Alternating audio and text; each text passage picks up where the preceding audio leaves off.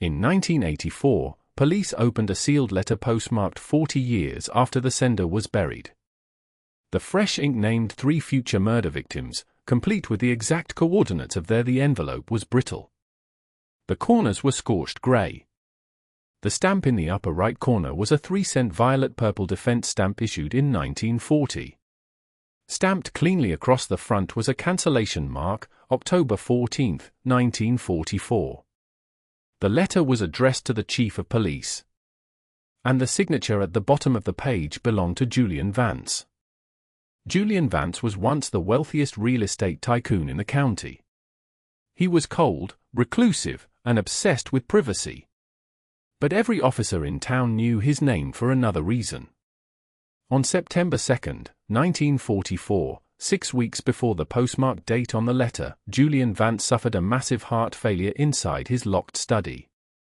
His doctor pronounced him dead at the scene. 3 days later, in front of dozens of witnesses, his oak coffin was sealed inside the underground Vance family vault. Yet here was a letter from him, mailed 6 weeks after his funeral. The message inside contained only 3 short lines written in fading black ink: "I could not leave without settling the account. Arthur Pendleton did not vanish to Chicago. He is resting 6 feet beneath the floorboards of the abandoned lime kiln on the North Ridge. Check the foundation." Chief Hayes stared at the page. Arthur Pendleton was Vance's business partner who had vanished without a trace in August 1944, leaving behind an empty office and a mountain of unpaid debts. At the time, everyone believed Pendleton had skipped town with company funds. How could a dead man send a letter naming a missing victim 40 years after the fact? The investigation opened immediately.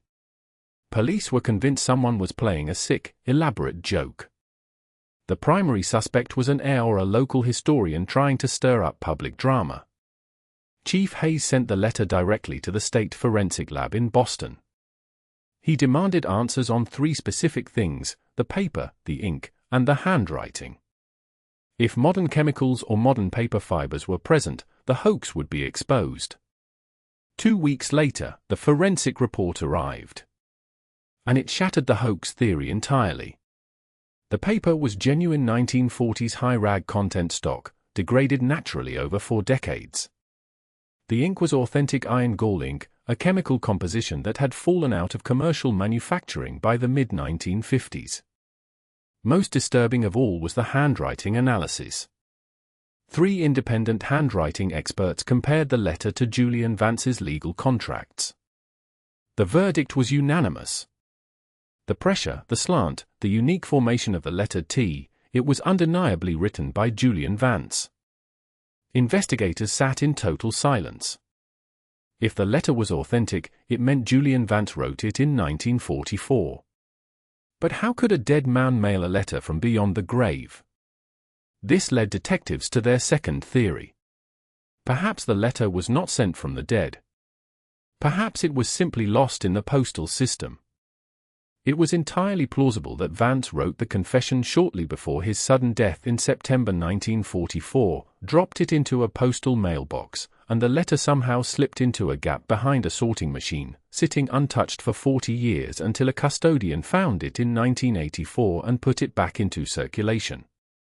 It was a neat, comforting, rational explanation. So, postal inspectors were brought in to trace the origin of the cancellation mark. If you think a lost piece of mail explains this mystery, wait until you hear what the postal registry revealed. Every cancellation stamp carries a unique station code.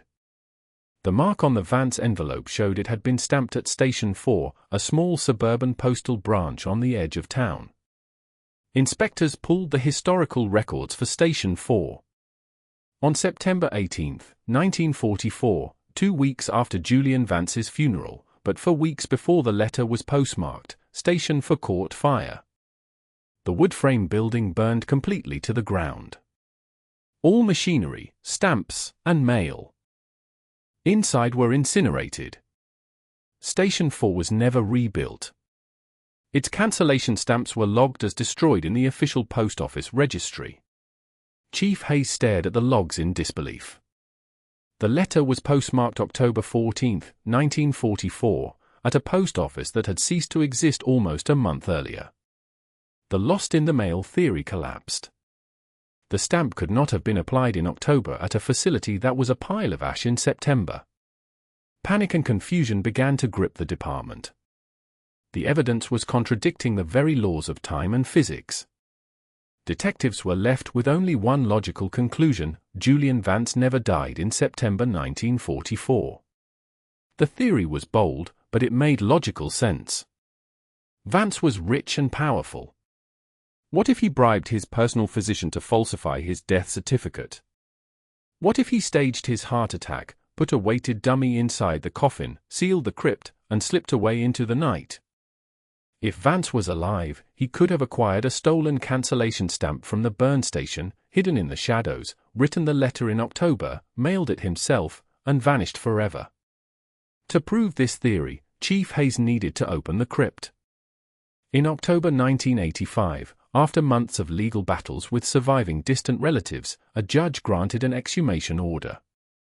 Police officers, forensic pathologists, and heavy machinery gathered at the entrance of the Vance family mausoleum. The heavy iron door was unsealed.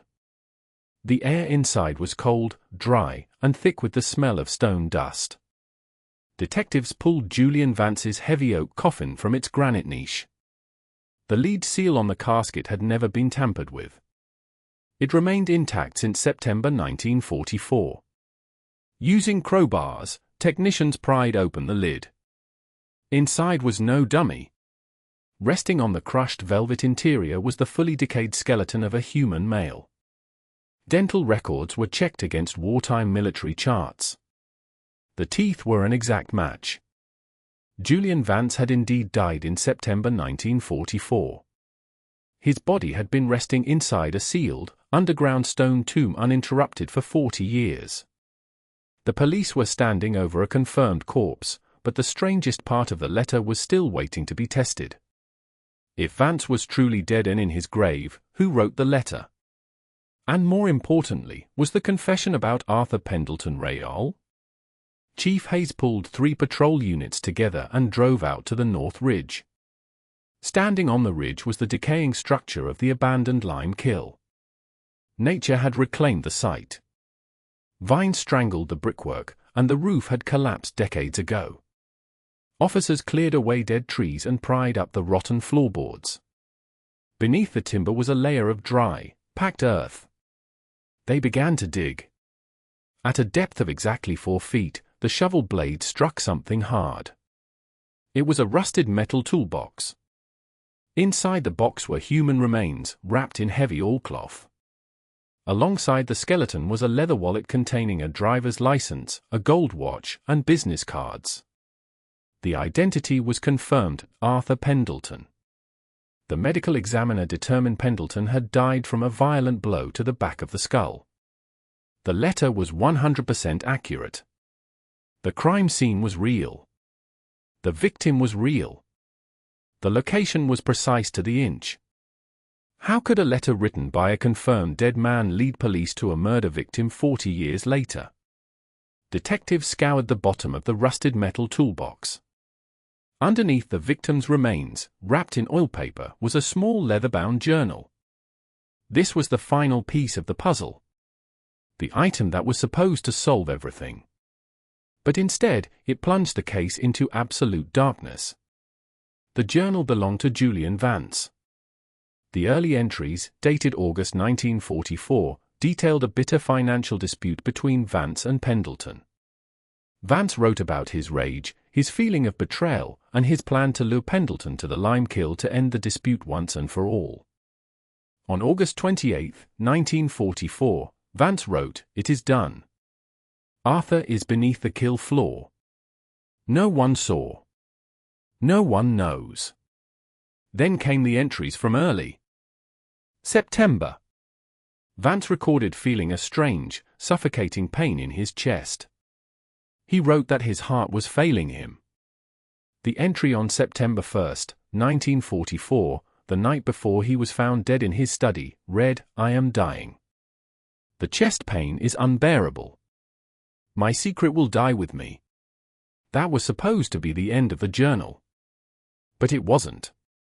When investigators flipped the page, they found entries that defied explanation.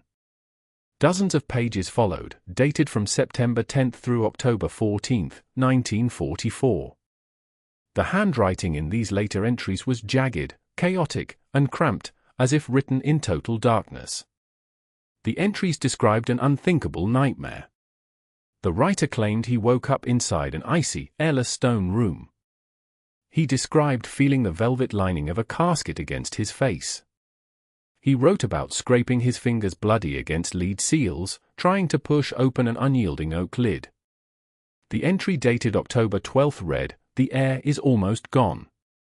My mind is playing tricks. I can hear the rain on the stone above. I must confess before the darkness takes me. I must write it down."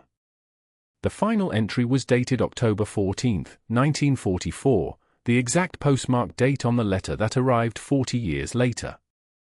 It contained only 4 words, "I sent the letter." Forensic experts re-examined Vance's skeleton.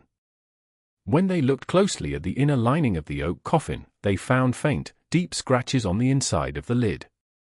Vance's finger bones showed signs of severe impact fractures that had occurred around the time of death. Every logical explanation breaks down. If Julian Vance was buried alive in September 1944, how could an envelope escape a sealed stone crypt, receive a postmark from a destroyed post office, and land on a police desk for decades later? If an accomplice faked the letter, how could they replicate the deteriorating handwriting of a man suffocating in the dark? To this day, the Vance letter sits inside an evidence locker at the Massachusetts State Police Archives. The case remains officially categorized as solved regarding the murder of Arthur Pendleton, but completely open regarding the letter itself. Some mysteries are buried in the cold earth, waiting for time to dig them up. Was the letter a message carried across for decades by forces science cannot measure, or did a killer figure out a way to break the physical boundaries of life and death? Tell me your thoughts in the comments below. And if you want to venture deeper into the dark files of history, hit the subscribe button and turn on notifications.